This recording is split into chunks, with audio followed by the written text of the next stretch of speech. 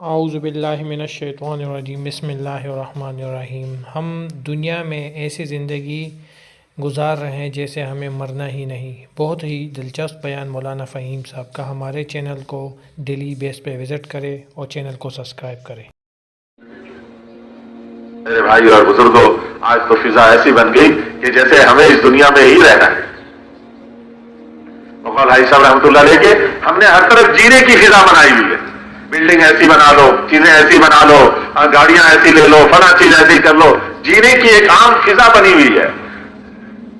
بخاری شریف کی روایت ہے، اکثر ذکر حازم لذات الموت، لذتوں کو توڑنے والی چیز یعنی موت کو کثرت سے یاد کیا کرو۔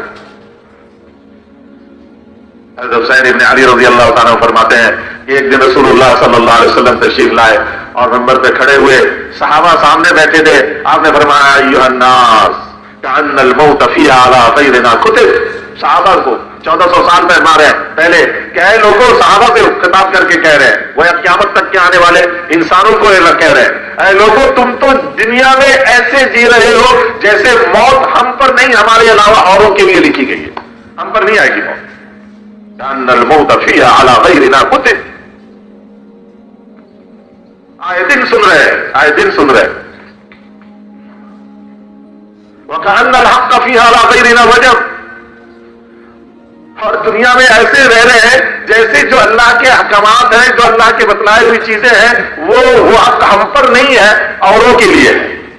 تم کرو، یہ تم لوگوں کے لیے ہے، مجھے تو روڑی، میں تو بالکل مبرہ ہوں۔ وَكَأَنَّ الَّذِي نُشَيِّعُ مِنَ الْأَمْوَاتِ سَفَرٌ عَمَّا قَلِيلٍ إِلَيْنَا رَاجِعُونَ۔ اور روز آئے دن جن کو ہم تیار کر کے کفن میں آگے بھیج رہے ہیں، یوں سمجھ رہے ہیں جیسے سفر پہ گیا، بس تھوڑی دیر میں واپس آ جائے گا۔ وَنَأْكُلُ تُرَاثَهُمْ كَأَنَّنَا مُخَلَّدُونَ بَعْدَهُ۔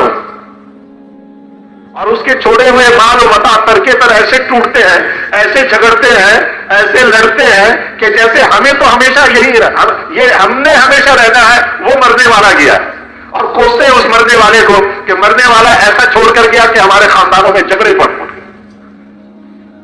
کوئی اپنے حق سے خود سے دستبردار ہونے کو تیار نہیں کہ وہ مرا ہے، مجھے نہیں مرنا ہے، میں تو اپنا حق لے کے رہوں گا۔ وہ حق لینے کے نام پر دنیا سے وہ بھی چھٹی کر جاتا ہے، پھر اس کی اولادیں لڑتی ہیں، پھر وہ بھی حق لینے کے نام سے دنیا سے رخصت ہو جاتے ہیں، پھر ان کی اولادیں لڑتی ہیں۔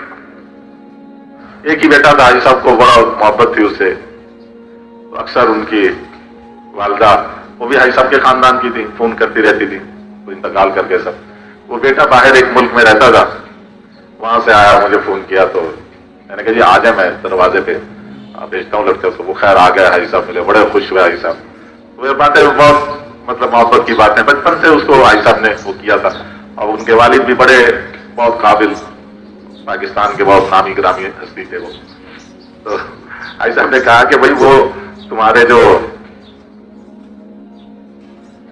جائیداد تھے ماموں کا، اس کا کیا ہوا؟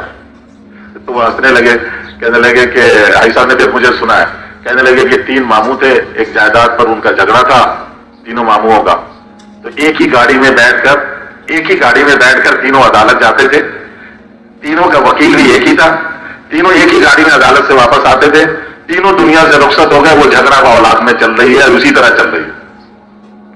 میں نے کہا اولاد بھی چلی جائے گی، پھر اولاد کی اولاد چلے گی، پھر اولاد کی اولاد چلے گی، کہاں اپنی صلاحیتیں برباد کر دنیا کی ان ٹھیکریوں کے پیچھے۔ دنیا کی چند ٹھیکریاں مجھے مل جائیں، وہ کہتا نہیں چند ٹکڑے مجھے مل جائیں، اور وہ ٹکڑے چھوڑ کر یہ رخصت ہو جاتا ہے۔ پھر بعد میں اس کی اولاد لڑتی ہے، جیسے یہ اپنے باپ کی جائیداد میں لڑ رہے تھے، ان کی اولادیں پھر ان کی جائیداد میں لڑتے، پھر ان کی اولادیں یہی طرح لڑتے لڑتے دنیا سے رخصت ہوتے چلے جاتے۔ نَأْكُلُ تُرَاثَهُمْ كَأَنَّنَا مُخَلَّدُونَ بَعْدَهُمْ۔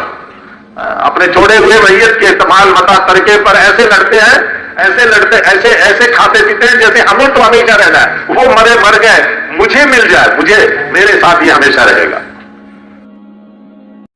تو میرے بھائیوں بزرگوں، جس طرح ہم نے مولانا فہیم صاحب کی یہ پیاری کارگزاری سنی، تو اس میں یہ بیان کیا گیا ہے کہ ہم اکثر لوگ اپنے جائیداد و زمینوں پر تنازعات چلتے ہیں، اور ہمیں اسلام اور اپنے تبلیغ سے بالکل کوئی وافقیت نہیں، تو اسی وجہ سے ہم اپنے زمینوں پر تنازعات جھگڑے کرتے ہیں اور اس دنیا سے رخصت ہو جاتے ہیں۔ بس تبلیغ کا کام کرنا چاہیے۔ جزاک اللہ۔